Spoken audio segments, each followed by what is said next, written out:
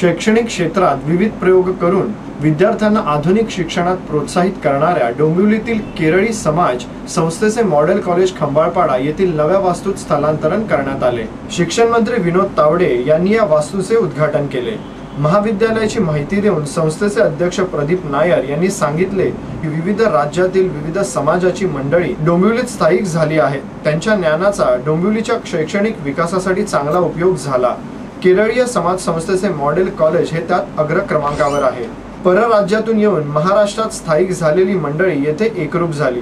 त्यांनी राज्याच्या विकासाला चांगला हातभार लावला। Bureau report, India TV news.